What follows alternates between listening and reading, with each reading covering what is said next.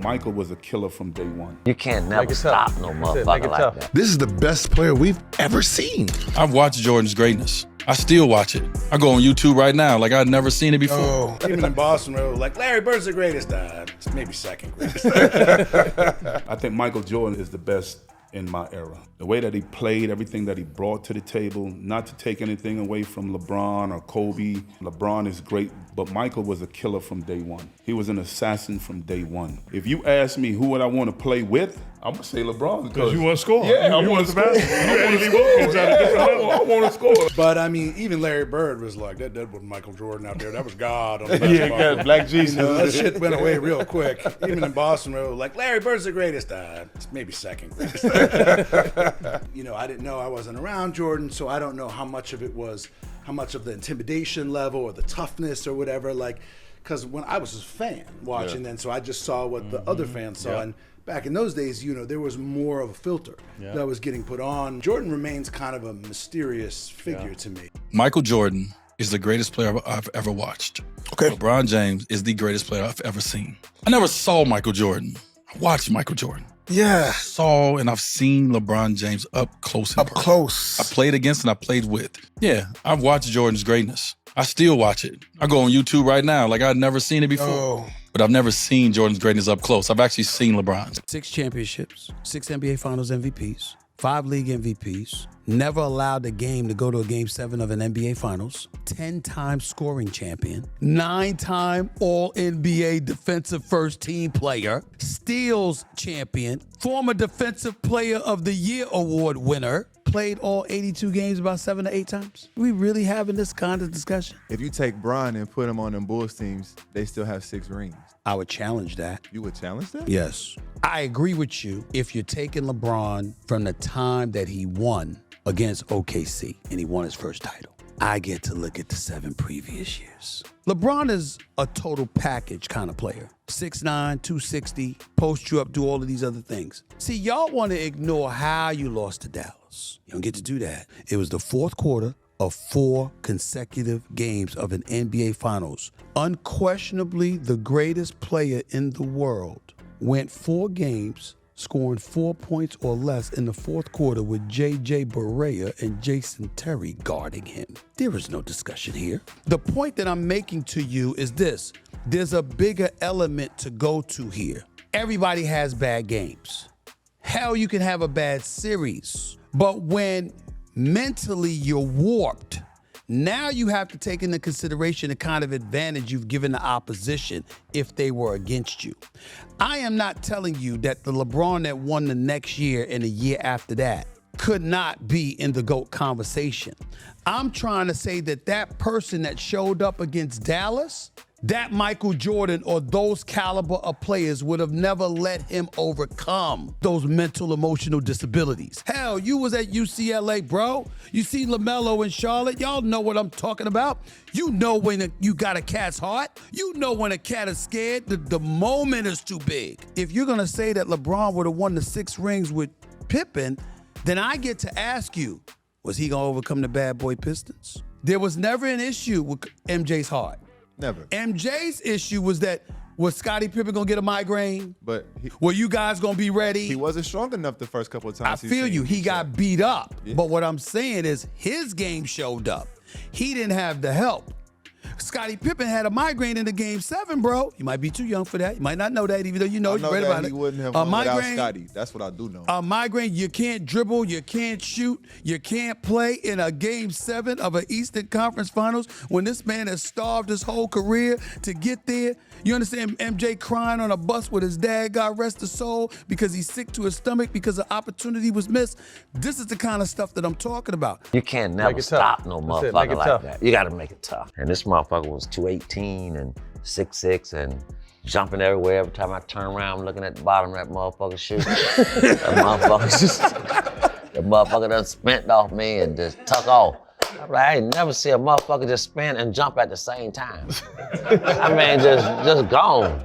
I'd be like, man, I know I just played the best fucking defense on this motherfucker. And he spent on me this one time in Houston, you know, everybody coming out there, all them bitches came out there to see Mike. Everybody, you know, all the bitches, they come to see Mike. And I said, yeah, this motherfuckers got this nigga jersey on more than they got Max. In H-Town? Yeah, in H-Town. These motherfuckers, they quit on Max for the night. What the fuck got going on in this motherfucker? So, this motherfucker spend on me and dunked the shit out of me, man, and hit me on my ass when he's running back. I grabbed that motherfucker. That's when I ran and grabbed this motherfucker. Hey, man, keep your motherfucking hands to yourself. Do not touch me, motherfucker. Keep your hands to your motherfucking self. MJ says, B. Scott, what's going on? I said, what's up, MJ? He said, man, I hear that you're not playing tonight. I said, no, I sprained my ankle. He said, who's guarding me? I said, Anthony Peeler. He said, oh, 50. So I told Anthony Peeler, listen, MJ, he's probably gonna go for about 50 tonight on you. So just don't piss him off. You know, just be cool. He ended up with 54. Are you still close with Michael Jordan, or were you ever close with Michael Jordan? Michael Jordan and I are friends, and I call him all the time because I like his brand Jordan sneakers and his clothes. And he sends them to you? For free. That must be weird. Shouldn't he be paying you to wear those shoes and those clothes around? Well, you know, when you're good friends, you don't care about his money. I see. I just want the clothes and the sneakers. Did you ever get involved in trash talk with Jordan? Thanks a lot, Jimmy. I just wonder, but because you don't seem like a trash talking kind of guy I'm to not. me. And I never talked trash, but one time in my entire life. With Jordan? With Jordan. Oh, all right. First ever time ever talking trash. So we're with the Dream Team. Okay. And for 3 days in a row, we had came into a tie because what Coach Daly did, he split the team up East versus West. So Barkley, Jordan, Larry Bird, Pippen, and Patrick Ewing all played in the East. Wow. And then we had the West guys, myself, David Robinson, Malone. So we would play every day, tie. So this is the fourth day. And we got out on them about 12-2.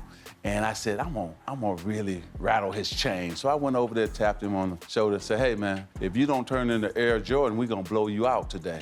Jimmy, his eyes got big. Usually that tongue come about right here, now it's way out. He broke the huddle, he hit a three, and he's looking at me.